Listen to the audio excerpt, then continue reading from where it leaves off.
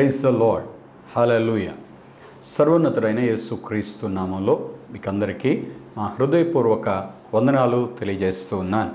అభిషేక స్వరం అనే మా కార్యక్రమం నాకు మరొకసారి మిమ్మల్ని అందరినీ ప్రేమపూర్వకంగా ఆహ్వానిస్తూ ఉన్నాం. ప్రభునందు ప్రియులారా, మీ అందరూ బాగున్నారా?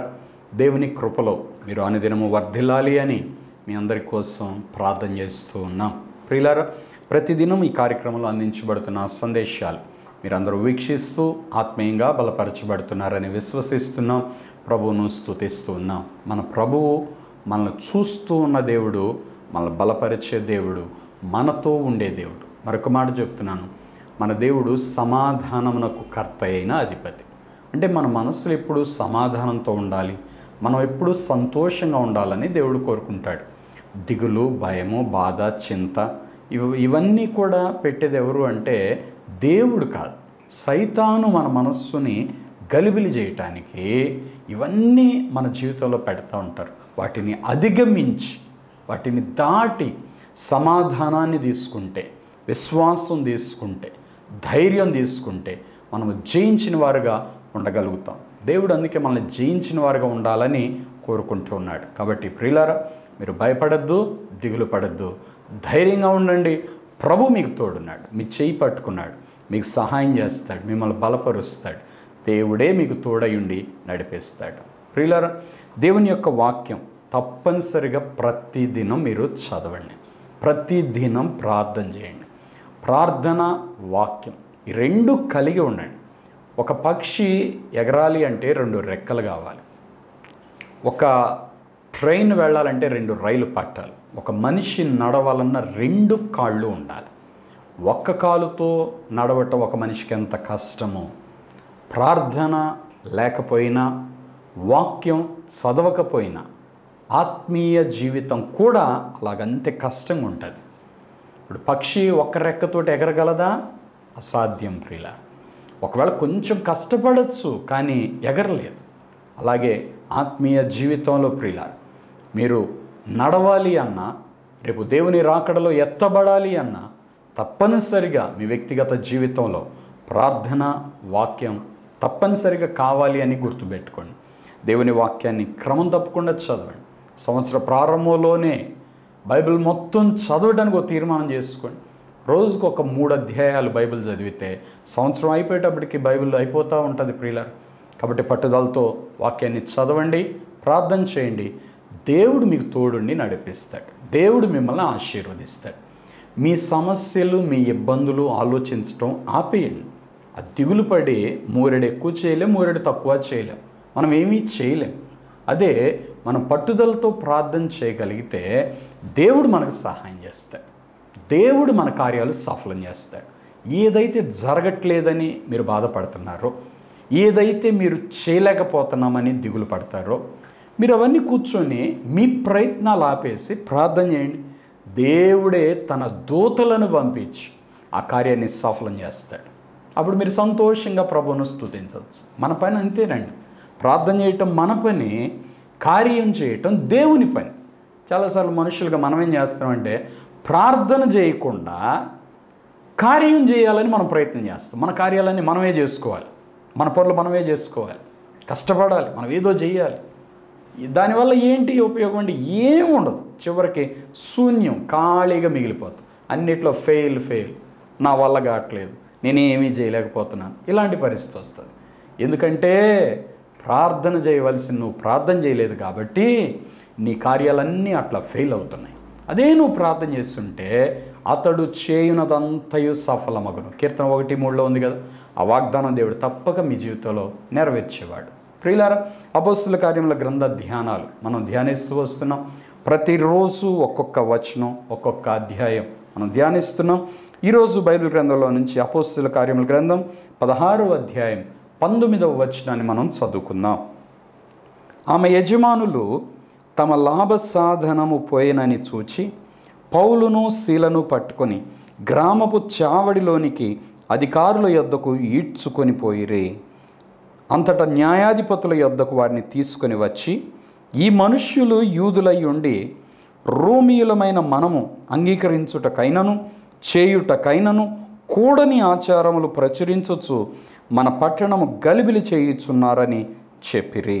చూడండి, పౌలు ఎప్పుడైతే ఆ అమ్మాయిలో ఉన్న పుతోను దయ్యాన్ని వెళ్ళగొట్టాడో వెంటనే ఆ అమ్మాయిని అడ్డం పెట్టుకొని, ఆ దయ్యాన్ని అడ్డం పెట్టుకొని, ఆ అమ్మాయి చెప్పే సోది ద్వారా డబ్బులు సంపాదించే ఆమె యజమానులు, అంటే ఆ అమ్మాయిని ఒక బానిసని చేసి పడేశారు.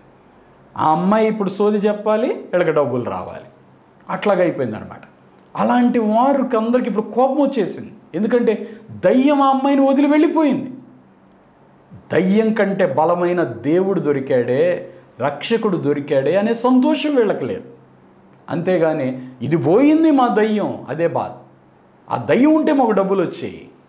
కానీ ఆ దయ్యం ప్రజలందరినీ ఎంత మోసం చేస్తుంది, ఆ దయ్యం బట్టి ఈ అమ్మాయి ఎంత బాధపడుతుంది, ఆ అమ్మాయి వ్యక్తిగత జీవితం ఏమైపోతుంది, ఆమె భవిష్యత్తు ఏమైపోతుంది, ఆమె జీవితాన్ని ఈ దయ్యం ఎంత నాశనం చేస్తుంది. ఈ దయ్యం చెప్పే అబద్ధాలు నమ్మి ఎంతమంది జీవితాలు నాశనం అయిపోయినాయి, ఎంతమంది భయపడిపోతున్నారు, ఎంతమంది పాడైపోతున్నారు. ఇలాంటివి ఆలోచించే జ్ఞానం వీళ్ళకి లేదండి. వీళ్ళకంతా ఒకటే, మాకు రావాల్సిన డబ్బు మాకు రాకుండా పోయింది అంతే. చూడండి, కొంతమంది డబ్బు ఉంటే చాలు, ఇంకేం అక్కర్లా, మనుషులు అక్కర్లా, బంధువులు అక్కర్లా, బంధుత్వాలు అక్కర్లా, స్నేహితులు అక్కర్లా, ఎవరు అక్కర్లా. లేదు ప్రియులారా, అది కరెక్ట్ కాదు. దేవుని వలన మనకి ఆశీర్వాదం రావాలి, కానీ ఈ డబ్బు వలన మనకి ఎటువంటి ఆశీర్వాదం అయితే ఉండదు. డబ్బు ఉన్నంత మాత్రం సంతోషం, సమాధానం కూడా ఉండదండి. కొంతమంది ఆ డబ్బు కోసమే అందరినీ శత్రువులు చేసుకుంటారు, అందరినీ దూరం చేసుకుంటారు, అందరినీ మోసం చేస్తారు, అందరితో అబద్ధాలు ఆడతారు. ఏంటంటే డబ్బు ఉండే చాలు. జక్కయ్య అలాగే జీవించి లాస్ట్కి పలకరించే దిక్కు లేకుండా పోయాడు. ఎవరు పలకరించే వాళ్ళు కూడా లేరు, అంతే. పాపి అని అందరూ ముద్ర వేశారు, అంతే. కొంతమందికి చివరిలో మిగిలేది ఏంటంటే అవమానం, అంతే. ఎందుకంటే డబ్బుని ఆధారం పెట్టుకొని వీళ్ళు చేసిన మోసాలన్నీ అన్నీ ఇన్ని కాదు, ఇలాంటి అబద్ధాలు అన్నీ ఇన్ని కాదు. జక్కయ్య లంచగొండిగా దోచుకున్నాడు కదండి, దాన్ని అన్యాయంగా వసూలు చేశాడు కదా.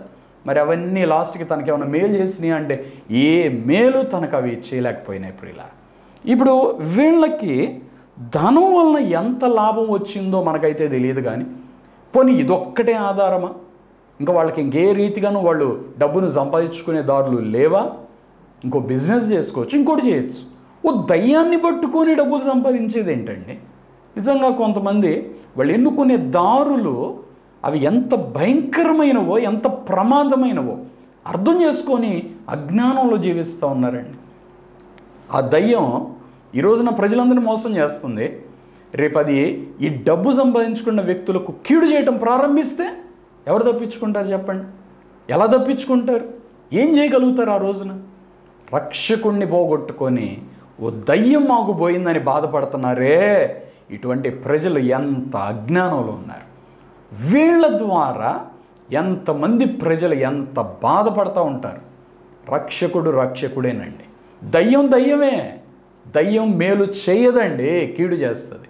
రక్షకుడు ప్రాణం పెట్టిన రక్షకుడు, పునరుద్ధానుడై తిరిగి లేచాడు, ఇహమందు పరమందు మేలు చేసే రక్షకుడు, నిత్య జీవమునకు తీసుకుని వెళ్ళే రక్షకుడు. అందుకే ఆ రక్షకుని గురించిన సువార్త చెప్పాలని పౌలు శీలలు ప్రయాసపడుతూ ఉంటే వాళ్ళని పట్టుకొని ఈడ్చుకొని పోయారంటండి. చూడండి, ఎందుకంటే మా వ్యాపారాన్ని దెబ్బతీసి.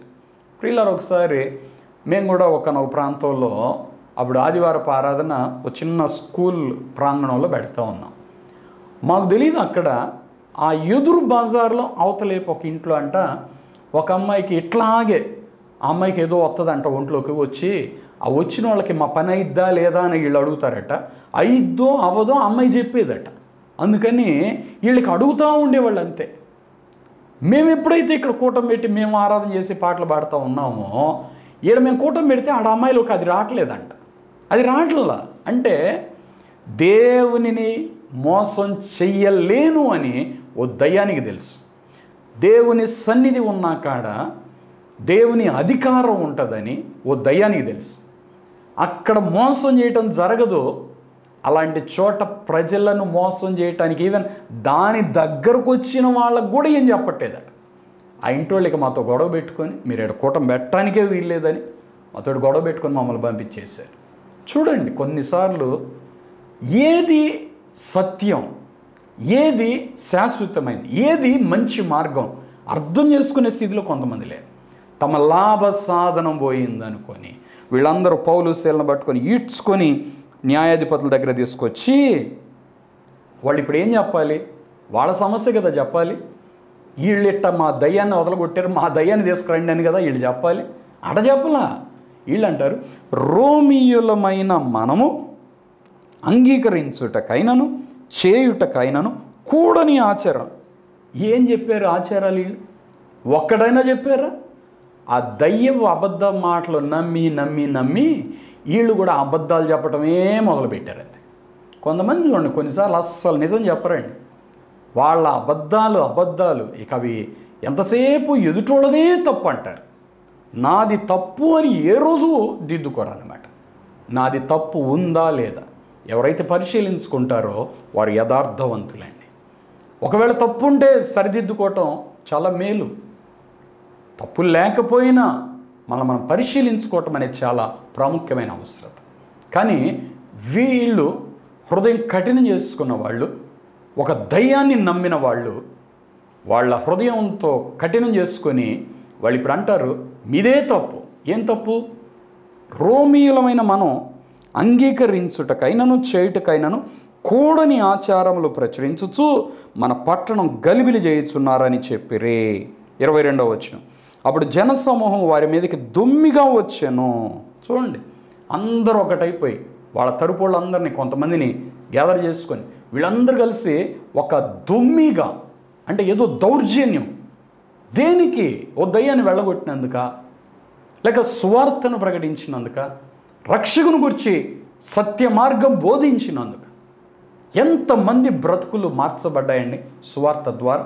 ఎంతమంది త్రాగుబోతులు మారారు, ఎంతమంది వ్యభిచారులు మారారు, ఎంతమంది దొంగలు మారారు, ఎంతమంది నరహంతకులు మారారు, ఎంతమంది కఠినులు యేసుక్రీస్తు ప్రభువు యొక్క సువార్త ద్వారా మార్చబడ్డారు. ఇది కదా దేవుని శక్తి అంటే. కేవలం ఒక నోటి మాట ద్వారా ఒక వ్యక్తి ఇతరులను మార్చగలడా? ఒక పాపిని ఒక వ్యక్తి సత్య మార్గంలో ఏ మనిషి అయినా మార్చి తీసుకొని రాగలడా? అతని వ్యసనాల నుండి విడిపించి అతని దుర్మార్గ జీవితం మార్చబడి ఎంతమంది జీవితాలు స్వార్థ ప్రకటన ద్వారా మార్చబడ్డాయి ప్రియులారా. కానీ ఈ రోజుల్లో అనేక మంది ఈ సువార్తను అర్థం చేసుకునే జ్ఞానం లేకపోయింది ప్రియులారా. ఆ రోజున కూడా వాళ్ళు అందరు కలిసి దుమ్మిగా వచ్చేసారు. న్యాయాధిపతులను వారి వస్త్రములు లాగివేసి వారిని బెత్తములతో కొట్టవలెనని ఆజ్ఞాపించిరి. చూడండి, అధికారులు కూడా వాళ్ళ తరపే.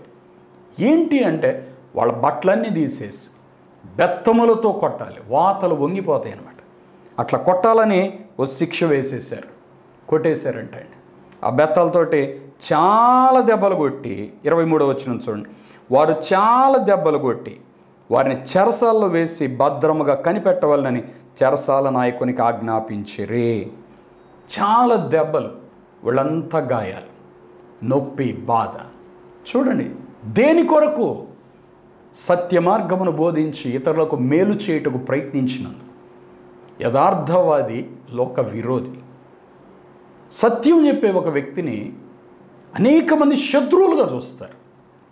యేసుక్రీస్తు ప్రభు అంటే ఎందుకు గెట్టదండి? ఎందుకు గెట్టదు? ఆయనలో ఏదైనా లోపం ఉందా? అందరూ అంటారు ఆయన మంచి దేవుడే, ఆయన చాలా మేలు చేసే దేవుడు. ఆపత్కాలంలో చాలామంది ప్రియులారు వాళ్ళకి ఏ దిక్కు తోచినప్పుడు వాళ్ళు అంటారు, మీరు చర్చికి వెళ్ళండి, ప్రార్థన చేయించుకోండి, ఆ దేవుడు మీకు సహాయం చేస్తాడు.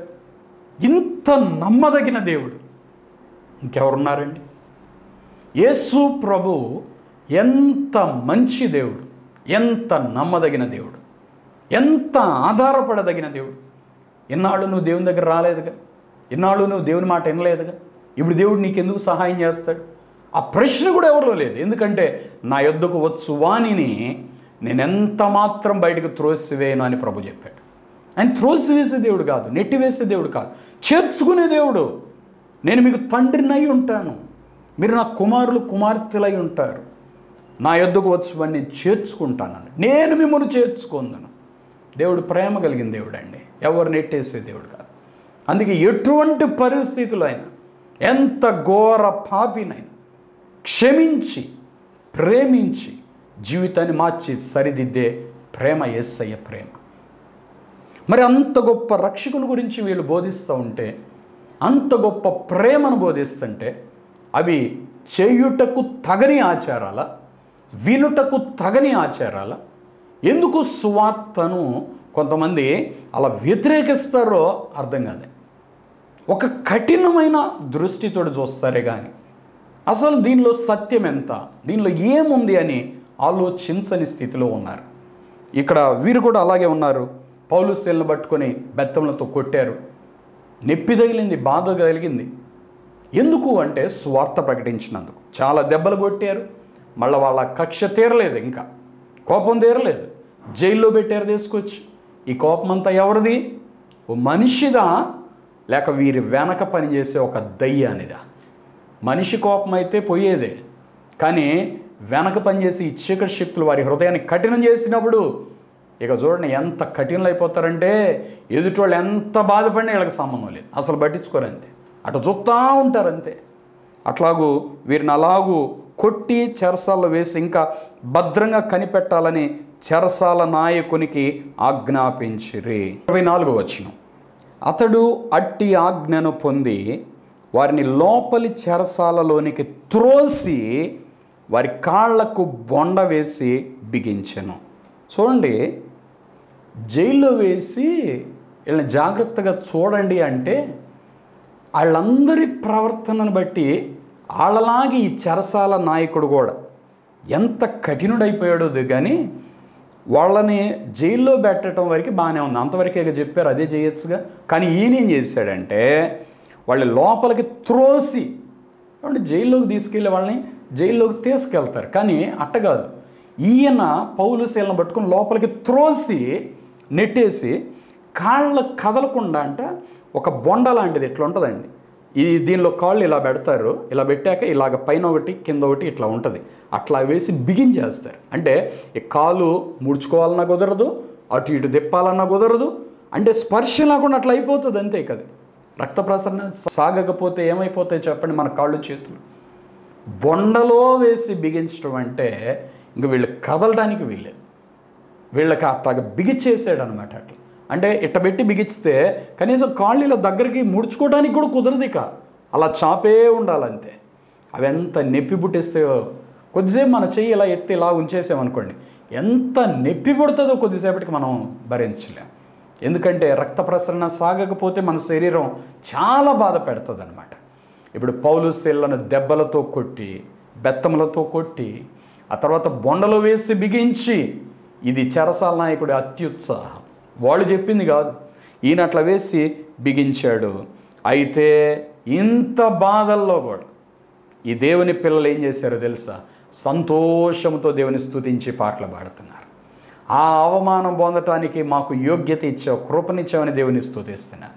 కొట్టిన వాళ్ళ మీద ద్వేషం పెట్టుకోవాలా, తిట్టిన వాళ్ళ మీద ద్వేషం పెట్టుకోవాలా, ఇన్ని చేసిన వారి మీద ద్వేషం పెట్టుకోవాలా, ఏ కోపం పెట్టుకోలేదు ప్రియులారా. 25వ వచనం, అయితే మధ్యరాత్రి వేళ పౌలును శీలయు దేవునికి ప్రార్థించుచు కీర్తనలు పాడుచుండిరి, ఖైదీలు వినుచుండిరి. నిజముగా యేసు ప్రభునందు విశ్వాసం ఉంచిన దేవుని పిల్లలు ఎంత శ్రమనైనా భరించే శక్తిని పొందిన వారుగా ఉంటారు. ఇది వాళ్ళ పవర్ అన్నమాట. లోకంలో ఎవరికి లేనిది దేవుని పిల్లలకు ఉన్నది ఇదేనండి. ఎంత శ్రమనైనా భరించే శక్తిని పొందుకుంటారంతే, భరించగలుగుతారు. వీళ్ళ సహనాన్ని ఎవరు గదిలించలేరు అంతే. అందుకే చూడండి, ప్రపంచవ్యాప్తంగా ఇప్పటి వరకు అత్యధికంగా శ్రమ పొందిన వారు ఎవరంటే దేవుని పిల్లలే. వీరేం చేస్తూ ఉంటారంటే వాళ్ళ బాధల్లో ఇతరులను శపించాలి అనిపించదు, కానీ ప్రార్థన చేయాలి అనిపిస్తుందట. అది బైబిల్లో దేవుడు మనకు నేర్పించిన అనుభవం కదండి. మిమ్మల్ని హింసించు వారి కొరకు ప్రార్థన చేయండి. యేసుప్రభు చెప్పాడు, మీరు పరిపూర్ణులగునట్లు పరలోకమందున్న తండ్రి పరిపూర్ణుడు, మీరు పరిపూర్ణులై ఉన్నట్లుగా మిమ్మల్ని హింసించే వారి కోసం ప్రార్థన చేయండి అన్నాడు మత్తయి సువార్త 5వ అధ్యాయంలో. కాబట్టి ఇప్పుడు వీరు ప్రార్థన చేస్తూ ఉన్నారు. రెండవదిగా వీరు చేసిన పని ఏంటి అంటే కోపం తెచ్చుకోవాలి, తిట్టుకోవాలి. ఎందుకంటే వాళ్ళకి అంత బాధ కలిగినందుకు. మాకెందుకు ఈ కష్టం, మాకెందుకు ఈ బాధలు అని వాళ్ళు బాధపడవచ్చు కదా. కానీ తిట్టుకోవచ్చు, కోపం తెచ్చుకొని వాడట్ట చేసాడు ఈడెట్ట చేసాడని వాళ్ళని వీళ్ళని తిట్టుకోవచ్చు. కానీ ఆ కోపం సనగటానికి వీటిని పక్కన పెట్టేసి స్తుతి పాటలు పాడటం ప్రారంభించారట. ఎంత అద్భుతం! వారి మీద ఎటువంటి వ్యతిరేకతలు వచ్చినాయో వాటిని వీరు ఒక మెట్లుగా చేసుకొని ఆత్మీయ జీవితాన్ని పైకి లేపుకుంటున్నారు. ఎంత ధన్యులు! క్రైస్తవులారా, దేవుని పిల్లలారా, మనం చేయవలసిన పని ఇదేనండి. భూలోకానికి చెందిన వారం కాదు, మనం పరలోకానికి చెందినవారు. అందుకే నువ్వు వెలుగులో ఉన్నావు కాబట్టి అందరి కనుదృష్టి నీ మీద ఉంటుంది. కొన్నిసార్లు చూడండి, కొన్ని కుటుంబాలు ఒక్క వ్యక్తిని ఫోకస్ చేసి అందరూ ఆ వ్యక్తిని మాటలంటారు, తిడతా ఉంటారు, నిందలు వేస్తూ ఉంటారు, ఎగతాళిగా చూస్తారు. ఎందుకంటే నువ్వు వెలుగులో ఉన్నావు. ఈ చీకట్లో ఉన్న ఈ గుంపు అంతా ఒకటి. ఎందుకంటే వీళ్ళు ఒకళ్ళకొకళ్ళకి కనబడరు, వీళ్ళకి ఎవరు కనబడరు. వీళ్ళందరికీ ఎవరు కనబడుతున్నా అంటే అదిగో వెలుగులో ఉన్న ఒక్క వ్యక్తియే కనబడతారు. కాబట్టి అతన్ని కార్నర్ చేసి వీళ్ళందరూ మాట్లాడుతూ ఉంటారు. ఆ వెలుగులో ఉన్నాడు కాబట్టి అతన్ని వీళ్ళు చూడగలిగారు. కానీ మేము చీకట్లో ఉన్న అజ్ఞానం వీళ్ళకి తెలియదు అన్నమాట. వీళ్ళు అనుకుంటారు మేము బాగానే ఉన్నాం అనుకుంటారు. ఉన్న చీకట్లో ఉన్న నీకు నీ లోపాలు ఎలా తెలుస్తాయి? అందుకే నువ్వు ఎంతసేపు వెలుగులో ఉన్న వాళ్ళ లోపాలు చూసి మాత్రమే మాట్లాడతావు. ఎందుకంటే నువ్వు చీకట్లో ఉన్నావు కాబట్టి. ఇతరులను విమర్శించే వ్యక్తి చీకట్లో ఉన్నాడు, ఇతరులను తక్కువగా చేసి మాట్లాడే వ్యక్తి చీకట్లో ఉన్నాడు. కాబట్టి మనం చీకట్లో నుండి వెలుగులోకి రావాలి. కోపం సణుగుడు కాదు, స్తుతి పాటలు మనం నేర్చుకోవాలి ప్రియులారా. కలవరం, భయం, బాధ, దిగులు ఇవి కలగటానికి బదులుగా వీళ్ళకి ఏముంటుంది అంటే ఓదార్పు, తృప్తి ఉంటుంది. దేవుడు వీరిని ఓదారుస్తాడు. ఆ తృప్తి కలిగి వీరు ఉంటారు. పగ తీర్చుకోవాలి అనే ఆ స్వభావం ఉండదు, కానీ ఆ శ్రమలలో ఆనందించడం వీరు నేర్చుకున్నారు. అందుకే వీరు స్తుతి పాటలు పాడగలిగారు. అయితే మధ్యరాత్రి వేళ పౌలును శీలయు దేవునికి ప్రార్థించుచు కీర్తనలు పాడుచుండిరి, ఖైదీలు వినుచుండిరి. పౌలు శీల పాటలు పాడుతుంటే అంత శ్రమల్లో, అన్ని హింసల్లో, అన్ని బాధల్లో వింటున్న ఖైదీలందరూ పరవశులైపోయి ఆ పాటలు వినటం ప్రారంభించారు. ఆత్మ సంబంధమైన దేవుని సన్నిధి ఆ ప్రాంతమంతా ఆవరించింది. దేవుని కార్యాలు అక్కడ జరగడం ప్రారంభించినాయి. అందరి మనస్సులు మార్చబడ్డాయి. అందరూ కూడా ఈ రక్షకుడు మాకు కావాలి అని కోరుకున్నారు. నిజంగా ఒక నీతిమంతుడు హింసించబడుతున్నప్పుడు అతను కానీ ఓర్చుకుంటే ఆ ఓర్పు అనేక మంది రక్షించబడటానికి కారణమైపోతుంది. యేసు ప్రభువారిని సిలువలో హింసించినప్పుడు ఆయన ఓర్చుకున్నాడు. ఆయన ఓర్పు లోకమంతటిని రక్షించడానికి కారణమైపోయింది. కాబట్టి నీ శ్రమలలో, నీ అవమానములో, నీ బాధలో నువ్వు ఓర్చుకుంటే అది ఎంతోమందికి విడుదలిస్తుంది. అందుకు సాధనముగా దేవుడు నిన్ను ఎన్నుకున్నాడు. కాబట్టి అందరూ నిన్ను శ్రమ పెడుతున్నారు, నువ్వు ఓర్చుకో. నీ ఓర్పు వారందరి రక్షణకు కారణమవుతూ ఉంటుంది ప్రియులారా. పౌలు శీల ఇక్కడ పాటలు పాడుతుంటే ఖైదీలు వింటున్నారు. 26వ వచనం, అప్పుడు అకస్మాత్తుగా మహాభూకంపము కలిగెను, చెరసాల పునాదులు అదరెను, వెంటనే తలుపులన్నీ తెరచుకొనెను, అందరి బంధకములు ఊడిపోయాను. దేవుని శక్తి దిగి వచ్చిందండి. వీళ్ళు తిట్టుకుని ఉంటే, కోప్పడి ఉంటే దేవుని శక్తి దిగి వచ్చేది కాదు, వీళ్ళ శక్తి కనబడేది. మన శక్తిని మనం చూపించుకుంటే దేవుని శక్తి దిగి రాదండి. మనం మౌనంగా ఉంటే దేవుని శక్తి దిగి వస్తుంది. వాళ్ళు పాటలు పాడి ఎప్పుడైతే ప్రార్థన చేశారో భూకంపం వచ్చేసిందంతే. వాళ్ళు పాటలు పాడుతుంటే ఓ దైవజనుడు అన్నాడు, దేవుడు దరువు వేసాడేమోనంట కాళ్ళతోటి. జస్ట్ అట్ట 2 సార్లు కొట్టాడంట, అంతే. దనలాడిపోయింది అంతే భూమి అంతా. తర్వాత చెరసాల పునాదులు కదిరిపోయినాయి. అంటే దేవుడు కదండి, ఆయన కాలు కదా, మరి ఆ శక్తి గొప్పది కదా. పైన భూమి మీద ఎట్టంటే కింద ఉన్న పునాదుల్లోంచి కదలికి వచ్చింది, ఊగిపోయినాయి అంట. తలుపులన్నీ ఓపెన్ అయిపోయినాయి అంట, తాళాలన్నీ ఓపెన్ అయిపోయినాయి, తలుపులన్నీ ఊడిపడిపోయినాయి, ద్వారాలన్నీ తెరవబడ్డాయి, అందరి బంధకాలు ఊడిపోయినాయి. అంటే బొండలో వేసి బిగించాడే, ఆ బొండలన్నీ తెగి ఎటు పడిపోయినాయి అంత. మనుష్యులు నిన్ను బంధించాలని చూస్తే దేవుడు నిన్ను విడిపిస్తాడు. నువ్వు దేవుని బిడ్డగా ఉంటే చాలంతే. భరించు, ఓర్చుకో. దేవుడు దిగి వచ్చి కార్యం చేసేంతవరకు ఓర్చుకో. నీ కష్టం చూడాలి, దేవుడు కనికరపడాలి. దావీదు కూడా అందుకే రాజు అయి ఉండి షిమి అనే ఒక సామాన్యమైన వ్యక్తి తిడతంటే మౌనంగా అంటాడు, వాడిని తిట్టని, వాడు నన్ను తిట్టని, పక్కనున్న సైనికులు అంటారు, అసలు వీడెంతయ్యా, వీడిని ఒక్క పోటుతో చంపేస్తాం, అసలు వాడెంత అంటే దావీదు అంటాడు, వీడొక్కడు కాదు, వాడి తిట్టాలా, దేవుడు నా మీద కనికరపడాలి, దేవుడు నా మీద కనికరపడితే నా కష్టాలన్నీ పోతాయి. వీడిని తిట్టద్దని వీడిని చంపితే ఇంకోటి తిడతాడు, వాడంటే ఇంకోటి తిడతాడు. ఎంతమందిని చంపుతావు, ఎంతమంది నోరు మూపిస్తావు? వాళ్ళందరి నోరులు మూయబడాలంటే నా స్థితి మార్చబడాలి. నేనున్న ఈ స్థితిలో నేను ఉండకూడదు అంటే నాకు దేవుని కనికరం దిగి రావాలి. దావీదు అలా అన్నాడు ప్రియులారా. అలాగే ఇప్పుడు వీళ్ళందరూ తిట్టారు, వీళ్ళందరూ బాధ పెట్టారు, పౌలు మౌనంగా ఉన్నాడు, దేవుడు దిగి వచ్చాడు, ఖైదీలందరూ మారు మనస్సు పొందారు. చూడండి 27వ వచనం. అంతలో చెరసాల నాయకుడు మేలుకొని చెరసాల తలుపులన్నీ తెరిచి ఉంట చూచి ఖైదీలు పారిపోయారు అనుకొని కత్తి దూసి తను చంపుకొనబోయెను. ఇక వీడికి భయం వేసింది, అమ్మో తలుపులన్నీ తెరుచుకున్నాయి, ఖైదీలందరూ వెళ్ళిపోయారేమో, ఇంకా నన్ను చంపేస్తారేమో అని భయపడిపోయాడట ప్రియులారా. కానీ అపోస్తలుడైన పౌలు కేకేస్తున్నాడు, నీకు ఏ హానియో చేసుకొనవద్దు, మేమందరం ఇక్కడే ఉన్నాం. అదేంటి, నువ్వు ఉన్నానంటే ఓకే, అందరం ఇక్కడే ఉన్నామంటే ఎంత విశ్వాసం అండి పౌలుది. నిజంగా ఆ ఖైదీలకు కూడా ఎంత మార్పు వచ్చేసింది. బంధకాలు ఊడిపోయి తలుపులని తెరవబడితే బయటకు వెళ్ళిపోవాలి అనిపించట్లేదు. దేవుని సన్నిధి వాళ్ళని అలా కట్టిపడేసింది అంతే.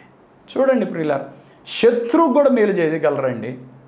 వీడికి ఇంత భయం ఎందుకు వచ్చి వాడు ఎందుకు ఆ చెరసాల నాయకుడు తను పొడుచుకోబోయాడంటే వీడు చేసిన పనులు అంత దుర్మార్గమైనవి. పౌలు శీలం తోసి బొండలో వేసి బిగిచ్చి హింస పెట్టాడు దేవుని పిల్లల్ని. అందుకే వాడు విత్తినది వాడు కోసుకోబోయాడు. తప్పు చేసినోడికి వాడి మనస్సాక్షే వాడిని హింసిస్తుందండి. అందుకే వాడే చంపుకోబోయాడు. కానీ అక్కడ పౌలు ఉన్నాడు, రక్షణ రావాలి కానీ అక్కడ ఏ నష్టం కలగకూడదు. ఇంకోటి పౌలు శీలను నమ్మారు, దేవుడు వారికి మేలు చేస్తాడు. ఎంత శ్రమలో అయినా దేవుని బిడ్డ అదే నమ్ముతాడండి. నీకు ఎన్ని శ్రమలు వచ్చినా వాటి వెనక దేవుడు ఒక మేలుని చేస్తాడు. నీవు ఏ హాని చేసుకోవద్దు, మేమందరం ఇక్కడే ఉన్నామని చెప్పేటప్పటికి 29వ వచనం. అతడు దీపం తెమ్మని చెప్పి లోపలికి వచ్చి వణుకుచ్చు పౌలుకును శీలకును సాగిలపడి వారిని వెలుపలికి తీసుకుని వచ్చి, అయ్యలారా రక్షణ పొందుటకు నేనేమి చేయవలన నేను. ఎంత మార్పు వచ్చేసిందండి. ఆ ప్రాంతం అంతా ఎలా మారిపోయింది. కొంచెం ఓర్పు అండి, ఆ ఓర్పులో ఆ బాధలో కూడా స్తుతి పాటలు ఎంత మార్పు చేసినాయి ప్రియులారా. కోపము సణుగుడు వాటి వల్ల నష్టమే కానీ లాభం లేదు. ప్రార్థన చేయటం వల్ల, దేవుని సన్నిధిలో ఓర్చుకోవటం వల్ల, కృప కొరకై వేడుకోవటం వల్ల, మళ్ళా ఓర్చుకుంటున్నామని ప్రార్థనలో ఇతరులను తిట్టకూడదు. కొంతమంది ఓర్చుకుంటున్నామని ప్రార్థనలో తిడతారు, తప్పది. మనం ఎప్పుడైతే ఓర్చుకుంటామో దేవుడు మన పక్షం దిగి వచ్చి కార్యం చేస్తాడు. శత్రువుగా ఉన్నటువంటి చెరసాల నాయకుడు గడగడ వణుకుతూ వచ్చేసేయండి, వారిని బయటకు తీసుకుని వచ్చి అంటాడు, అయ్యా నాకు రక్షణ కావాలి, ఈ రక్షణ పొందాలంటే నేనేం చేయాలి. ఎంత మార్పు చూసారా ప్రియులారా. దేవుడు ఏమైనా చేయగలడు. నీ కష్టం, నీ శ్రమ ఓర్చుకో, దేవుడు దాని ద్వారా గొప్ప మేలు మీకు చేస్తాడు. ప్రార్థన చేసుకుందాం. తల్ల వంచి కళ్ళు మూసుకోండి, మీ కొరకు ప్రార్థన చేస్తాను. పరిశుద్ధమైన తండ్రి, ప్రేమ కలిగిన ప్రభువా, చాలా శ్రేష్టమైన విషయాలు మీరు మాకు నేర్పించినందుకు మీకు స్తోత్రాలు. ఎంతమంది ఏమైనా మాటలు వింటున్నారో, వారు ఏ కష్టములు ఏ బాధలు ఉన్నారో ఓర్చుకునే కృపను దయచేయండి. దాని ద్వారా వచ్చే గొప్ప మేలును మేము తెలుసుకోవడానికి సహాయం చేయండి. ఈ కార్యక్రమం చూస్తున్న ప్రతి వ్యక్తిని, ప్రతి కుటుంబాన్ని దర్శించండి. సంతోషము, సమాధానం దయచేయండి. శ్రమలలో, శోధనల్లో ఓర్పును, సహనమును దయచేయండి. బిడ్డలకు నూతన శక్తి, నూతన బలమును, విశ్వాసమును దయచేయండి. ప్రార్థనా జీవితం దయచేయండి. తోడు నడిపించండి. స్తుతి పాటలు దయచేయండి. శత్రువులను కూడా క్షమించే మనస్సును దయచేయండి. అనారోగ్యంతో బాధపడుతున్న బిడ్డలు ముట్టండి, వారిని స్వస్థపరచండి. వారికి కావలసిన ప్రతి బలహీనతను విడిపించి నూతన శక్తి, నూతన బలము దయచేయమని ప్రార్థన చేస్తున్నా. తండ్రి, గర్భఫలం లేని బిడ్డలు గర్భఫలం దయచేయండి ప్రభా. గుండెను ముట్టండి, లివర్ను ముట్టండి, అయా కిడ్నీలు తాకండి ప్రభా. డయాలసిస్ చేయించుకున్న బిడ్డలు ముట్టండి, నూతన పరచండి, వారి రక్తాన్ని తాకండి ప్రభా. అయా నరములు, ఎముకలు, ములుగులు తాకండి తండ్రి. బిడ్డలకున్న ఎటువంటి అనారోగ్య సమస్యలైన యేసు నామములో తొలగిపోవాలని జ్ఞాపిస్తున్నా. ఇప్పుడే తాకండి నాయన. నీ బిడ్డలకు సంపూర్ణమైన స్వస్థతను దయచండి. ఫైనాన్షియల్ ప్రాబ్లమ్స్ నుంచి విడిపించండి, అప్పుల సమస్యను విడిపించండి, మంచి ఉద్యోగాలు బిడ్డలకు దయచండి. వారు చేస్తున్న పనిలో మీ ఆశీర్వాదం దయచండి. బిడ్డల ప్రతి అవసరతలు మీరు తీర్చండి నాయన. మీరే తోడు నడిపించి కృపను విస్తరింపచేయండి తండ్రి. ఈ టీవీ కార్యక్రమానికి ఎంతమంది అయితే ఆర్థికంగా సహకరిస్తున్నారో వారందరినీ దీవించండి, వారిని, వారి కుటుంబాలను దీవించండి. వారి ప్రార్థన అవసరతలన్నింటిలో మీ కార్యంలో జరిగించమని ప్రార్థన చేస్తున్నాను. మీరే కార్యం చేసి బిడ్డలందరినీ దీవించమని, తోడుండి నడిపించమని, కార్యక్రమం చూస్తున్న ప్రతి బిడ్డను దీవించమని యేసు నామములో ప్రార్థిస్తున్నాను తండ్రి, ఆమేన్. ప్రియులారా, ఈరోజు కార్యక్రమం ద్వారా మీరు దీవించబడాలని నమ్ముతున్నాం. మీరు పొందిన మేలు మీ ఆత్మీయులు తప్పకుండా మాకు తెలియపరచండి. ఈ కార్యక్రమం మీకు దీవెనకరంగా ఉంటే తప్పకుండా ఒక కార్యక్రమాన్ని స్పాన్సర్ చేయండి. దేవుడు మనందరినీ దీవించును గాక. God bless you. ఆమేన్. మీ ప్రేమపూర్వక కానుకలు చెక్ ద్వారా లేక డిడి ద్వారా లేక ఆన్లైన్ ట్రాన్స్ఫర్ ద్వారా మాకు పంపించుటకై మా account number 115894442996, state bank of India, IFSC code SBIN 00212232. అలాగే మీ ప్రేమపూర్వక కానుకలు గూగుల్ పే ద్వారా, ఫోన్ పే ద్వారా, అలాగే పేటిఎం ద్వారా కూడా మాకు పంపించవచ్చును. మీరు మాకు పంపించుటకై మా ఫోన్ నంబర్స్ 9346892569, మరి యొక్క నంబర్ 8886667676. అలాగే మీరు మమ్మల్ని సంప్రదించుటకై మా చిరునామా pastor M. John Wesley, door number 59-3-444, Redla Bazar, పాత గుంటూరు, గుంటూరు. Pin number 522001.